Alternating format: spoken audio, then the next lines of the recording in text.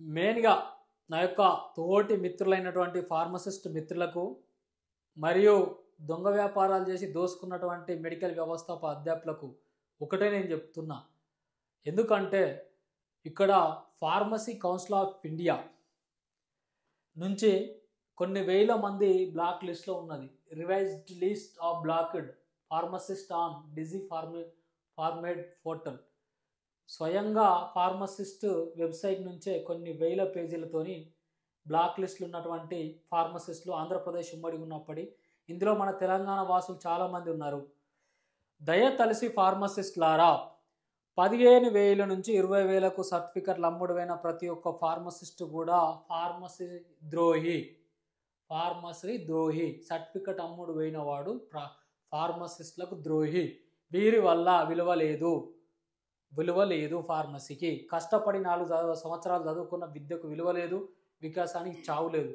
అపోలోడు కోట్లు సంపాదిస్తుండు, మెడిప్లస్ వాళ్ళు కోట్లు సంపాదిస్తుండ్రు. చైన్ సిస్టమ్ అయింది. కానీ ఒక ఫార్మసిస్ట్ మెడికల్ షాప్ పెట్టుకోవాలంటే వాడికి కనీసం లైసెన్స్ తీసుకునే తెలివి లేదు, డబ్బు లేదంటారు, తొక్కి పడేస్తారు.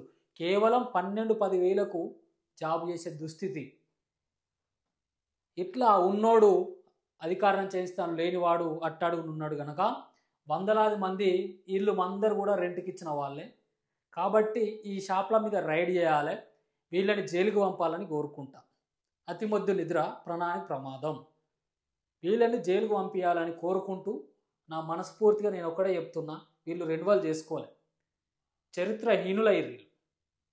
ఇగో ఆంధ్రప్రదేశ్ ఇంతమంది రెన్యువల్ చేయకుంటే ఏమైపోతుంది? ఫార్మాస్యూటికల్ కంపెనీస్కి ఇచ్చుంటారు వీళ్ళ సర్టిఫికేట్స్, మెడికల్ షాప్లకు అద్దెకి ఇచ్చుంటారు. కెమిస్ట్ డ్రగ్గిస్టులు నడుస్తుంది. డ్రగ్ మాఫియా ఉద్యమం అంటే దొంగ మెడికల్ దందా మాఫియా ఇది. తెలంగాణ రాష్ట్రం మొత్తం చూసుకున్నట్టయితే 100 మెడికల్ షాపులలో 90% వితౌట్ ఫార్మసిస్టు. అందులో కొన్ని ఓల్డ్ మెడికల్ షాప్లకు వీళ్ళు లైసెన్స్ ఇచ్చుండరా అండి? అంతం ఆంధ్రప్రదేశ్. చూడండి, తెలంగాణకు ఒక్కరు కూడా రెన్యువల్ చేసుకోవాలి. చూడండి, ఇది ఉమ్మడి తెలంగాణ ఆంధ్రప్రదేశ్ ఉన్నప్పటి డాటా. 1600 పేజెస్. ఎంతమంది ప్రాణాలు తీస్తున్నారు, ఎంతమంది లక్షలు సంపాదించుకోవడానికి కోఆపరేట్ చేస్తున్నారు, ఎంతమంది బానిసలు. దయతలిసి ఎవరు అద్దెకి ఇవ్వకండి. ఒకటే చెప్తున్నా, మనం అందరం కలిస్తే కొన్ని కోట్లు లోన్లు ఇచ్చే అవకాశం ఉంది. మన ఫార్మసిస్టుల పోస్టులు మొత్తానికే భర్తీ చేయాలంటే మొన్న నామకే వాస్తవాన్ని కొన్ని వచ్చినాయి, మంచి కంగ్రాచులేషన్స్. దానికి ఇంతవరకు నోటిఫికేషన్ మళ్ళీ రిజల్ట్ ఇస్తలేరు. అది ఎప్పుడు వస్తుందో వేచి చూద్దాం. అదేవిధంగా నేను ఒక్కటే చెప్తున్నా, ఫార్మసిస్ట్ అనేవాడు అద్దెకి ఇవ్వకుండా మీ యొక్క లోన్ల కోసం ధర్నాలు చేస్తే తెలంగాణ రాష్ట్రంలో యుద్ధ బేరి కంటే ఇది ప్రపంచంలో యుద్ధ బేరికి ఒక ఎగ్జాంపుల్ తీసుకోవచ్చు. ఎందుకంటే మెడికల్ ఫార్మాస్యూటికల్ కంపెనీలు ఒక్క ఫార్మసిస్ట్ చదువుకున్న గ్రామీణ యువకుడు పెట్టిన చరిత్ర లేదు. కనీసం వాడు మెడికల్ షాప్ పెట్టుకుంటే గమనార్హం. కొన్ని కోట్ల బడ్జెట్ ఎక్కడ పోతుంది? ఆంధ్రలో ఉన్నాయి లైసెన్సులు, ఆంధ్రలో ఉన్నాయి మెడికల్ కంపెనీస్, వేరే ఉన్నాయి.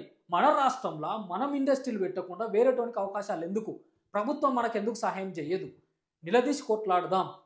సెంట్రల్ గవర్నమెంట్స్ మెడికల్ షాప్ పెట్టుకోవడానికి లైసెన్సులు ఇవ్వకుంటుంటే ఖచ్చితంగా జన ఔషధ కానీ ఏదైతే ఉన్నాయో ప్రభుత్వంలోని సెంట్రల్ గవర్నమెంట్ లోన్కు 5 లక్షల లోన్కి ఎలిజిబిలిటీ ఉన్నాం కదా, లోన్లు పెట్టుకుందాం. లోన్ ఇయ్యారు అధికారులారా, అధికారులే అడ్డుకట్ట. ఇక్కడ కార్పొరేట్కి ఏమో సాయం చేస్తారు, పేదోనికి సాయం చేస్తలేరు.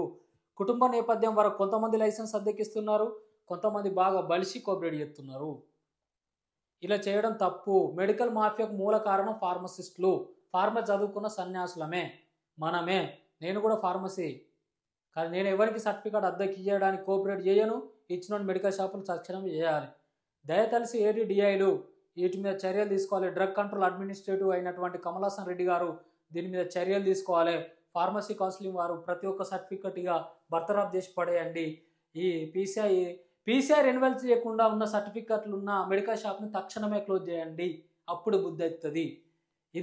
ఇది ఫార్మసిస్టుల చరిత్ర. దయతలిసి ఎవరు అద్దెకి ఇవ్వద్దు. అద్దెకి ఇచ్చిన వారికి 6 నెలలు జైలు పంపండి. వాళ్ళ సర్టిఫికెట్ను పూర్తిగా రద్దు చేయవలసిందని రాష్ట్ర ప్రభుత్వ అధికారులందరినీ వేడుకుంటున్నాను. జిల్లా కలెక్టర్ కాడ మొదలు పెడితే డ్రగ్ కంట్రోల్ అడ్మినిస్ట్రేటివ్ మరియు ఏడీడీఐలు ప్రతి ఒక్కరిని కూడా జిల్లా గ్రామాన పోకుండా 15 నుంచి 20 వేలకు అమ్ముడు పోయిన పీసీఐ సర్టిఫికెట్ల ప్రతి ఒక్క షాప్ని సీజ్ చేయవలసిందిగా మనవి చేస్తూ నేను జేఏసీ ప్రెసిడెంట్గా కోరుకుంటున్నానండి. ఎందుకంటే 16,000 డాటా ఇది. వీళ్ళ షాప్ల వల్ల ప్రాణాలు పోతాయి. హాస్పిటల్స్ కోఆపరేట్ చేస్తున్నారు. ఫస్ట్ ఆఫ్ ఆల్ పెద్ద పెద్ద హాస్పిటల్స్ ప్రైవేట్ ఎంబీబీఎస్ అని చెప్తున్నారు ఆర్ఎంపీలు. ఇది ఫేక్ సర్టిఫికేట్, వాళ్ళ చరిత్ర కూడా బయట పెడతా. ఇది దయతలిసి వాళ్ళని జైలుకు పంపించండి.